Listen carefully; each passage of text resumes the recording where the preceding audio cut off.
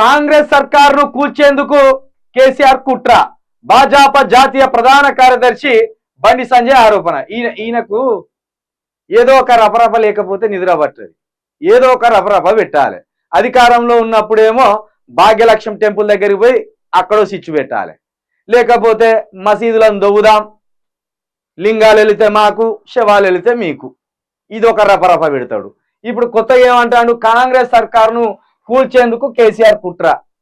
కేసీఆర్ ఆ ఇంట్లో జారిపడి 15 రోజులు హాస్పిటల్లో ఉండి ఇంకో 15 రోజులు ఇంట్లో ఉండి ఆయన ఇంకెక్కడ బయటికి వచ్చే ఏడ కుట్ర బాన్నే ఏ ఎమ్మెల్యేతోటి మాట్లాడే.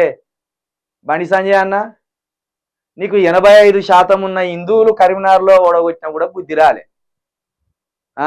కేసీఆర్ నీ కొడుకు భిక్ష పెట్టినా కూడా నీకు బుద్ధి రాలే. నీ కొడుకుని తీసి 6 నెలలు జైలు ఎత్తే గట్ల బుద్ధి వచ్చేమో. చిన్న మీద ఏమైనా చితికిపోయిందా నీది? చిన్న మీద చితికిపోయేటువంటి పిచ్చి పిచ్చి మాటలు ఏమన్నా మాట్లాడతావా? కూల్చేందుక వాళ్ళకి 64 మంది ఉన్నారు, వీళ్ళకు 39 మందే ఉన్నారు.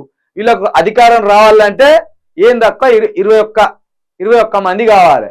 21 మంది ఏంది, 26 మంది కావాలి. వీళ్ళకి కనీసం 65 సీట్లు ఉంటేనే, అది కూడా బోటాబోటి సీట్లతోటి 64 కాంగ్రెస్కి వచ్చినాయి. ఇప్పుడు 39 బీఆర్ఎస్ పార్టీకి ఉన్నాయి. ఒకటి కలిపితే 40 అవుతుంది, ఇంకో 20 కలిపితే 60 అవుతాయి. 60 అంటే ఇంకో 4 కావాలి కదా. మరి చూడు ఎన్ని సీట్లు కావాలి, 25 సీట్లు కావాలి. మరి 25 మంది ఎమ్మెల్యేలు అటు నుంచి ఇటు వస్తారా? ఇటు నుంచే అటు గుంజే ప్రయత్నం జరుగుతుంది. పార్లమెంట్ ఎన్నికల తర్వాత బీఆర్ఎస్ ఎమ్మెల్యేలను, రెడ్డి సామాజిక వర్గానికి సంబంధించిన ఎమ్మెల్యేలను రేవంత్ రెడ్డి ఆల్రెడీ మాట్లాడి పెట్టిండు, వాళ్ళని గుంజిపడేస్తాడు. చూడుర్రి మీరు, కేసీఆర్ ప్రభుత్వాన్ని పడగొట్టడం అనేది ఇంపాసిబుల్.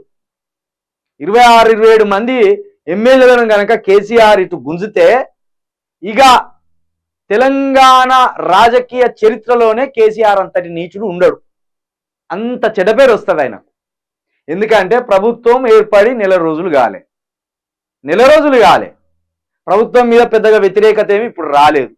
కొంత ఉచిత బస్సుల వల్ల ఆటో డ్రైవర్లు ఇబ్బంది పడతాను, అదేవిధంగా రైతు బంధు పడలేదని కొంతమంది రైతులు ఇబ్బంది పడతాను.